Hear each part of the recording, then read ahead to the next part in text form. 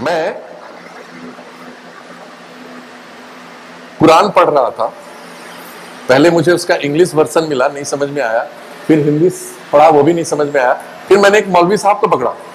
मैंने कहा अरबी सिखाओ तभी छोड़ेंगे, नहीं तो नहीं छोड़ेंगे। वो पूरे 1.5 साल लिए मुझे अरबी सिखाने में। और मुझे बहुत आश्चर्य लगा जब उसमें एक सूरा है, रहमदुल्लाह रब्ब आलमीन ए रहमाने रहीम मालिकी मित्ती नैया बदा कनस्तहीन कुल्लहु अल्लाहु अहद अल्लाहु समद लाम यलिद वलम कुल्लहु अहद। मतलब मुझे कहीं समझ में नहीं आया कि दोनों अलग अलग क्या बोलना चाह रहे हैं।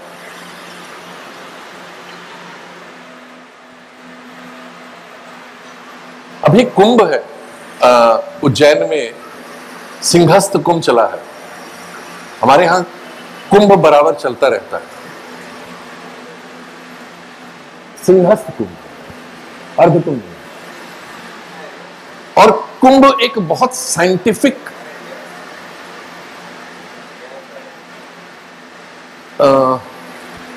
उसको कहते हैं कि बहुत वैज्ञानिक इंपॉर्टेंस का ये एक ऑर्गेनाइज ये है, इवेंट है। Yes, it's a very scientific event. 2 कुंभ होते हैं, अर्ध कुंभ 6 साल में और पूर्ण कुंभ होते हैं 12 साल में। शंकराचार्य ने जब 4 भागों में बांटा था तो हर जोन में एक अर्धकुंभ दिया था। 6 साल में उस इलाके के जितने भी स्कॉलर आएंगे और अपने ज्ञान को, अपने नॉलेज को एक दूसरे के साथ शेयर करेंगे। और पूर्ण कुंभ में पूरे देश से लोग एक जगह इकट्ठा होंगे और उसको एक दूसरे के साथ बांटेंगे। आज जैसे बांट रहे वैसे नहीं बांटेंगे। हमने हर चीजों को गलत तरीके से उठाया, गलत तरीके से देखा। हम अपने आप पे गर्व करना भूल गए, हम अपने आप को पहचानना भूल गए।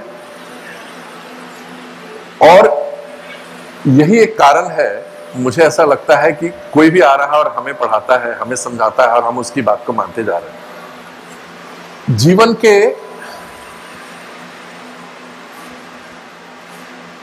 सिद्धांतों पे जो एक किताब मुझे बहुत अच्छी लगी, जो आज के दिनों में था, वो था गुरु ग्रंथ साहब। एक ओंकार सतनाम। उन्होंने कहा बस जैसे ही ओंकार हुआ, जब सब कुछ खत्म हो गया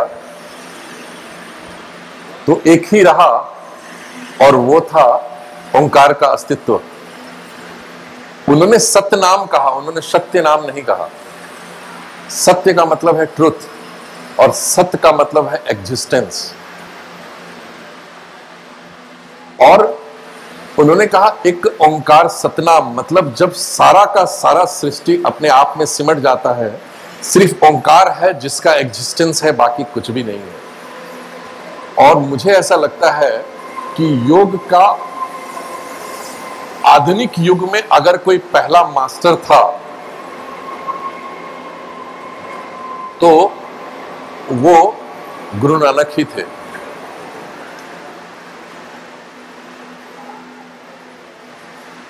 योग को हर धर्म ने अपनाया। आप इस्लाम में अगर जाके देखो तो वहां नमाज पढ़ते हैं, 5 बार नमाज की परंपरा है। बट किसी ने ये नहीं बताया कि वो 5 बार नमाज ऐसे ही क्यों पढ़ते हैं। खड़ा होकर भी पढ़ सकते थे, बैठ के भी पढ़ सकते थे। वो पूरे के पूरे योग के आसनों में क्यों पढ़ते हैं।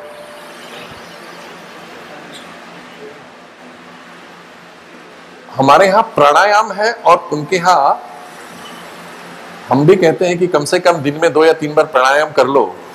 वो कहते हैं 5 बार की जगह 4 बार भी नमाज पढ़ लो तो तुम्हारा शरीर स्वस्थ रहेगा। मन स्वस्थ रहे ना रहे, शरीर जरूर स्वस्थ रहेगा। मैं खत्म करूंगा। एक कविता मुझे याद आ रही है, आप लोगों के साथ शेयर करूंगा। आज जी भर देख लो तुम चांद को, आज जी भर देख लो तुम चांद को, मिलेगा, बाहर निकलेंगे तो मिलेगा। क्या पता ये रात फिर आए ना आए। आज जी भर देख लो तुम चांद को, क्या पता ये रात फिर आए ना आए। दे रहे हैं स्वप्न गीली आंख पे, तैरती है गूंज दिवाली शाम पे। होठ पे कुछ गीत की लड़ियां झड़ी, हंस पड़े जैसे सुबह पतझड़ पे। पर न ये मौसम रहेगा देर तक, पर न ये मौसम रहेगा देर तक।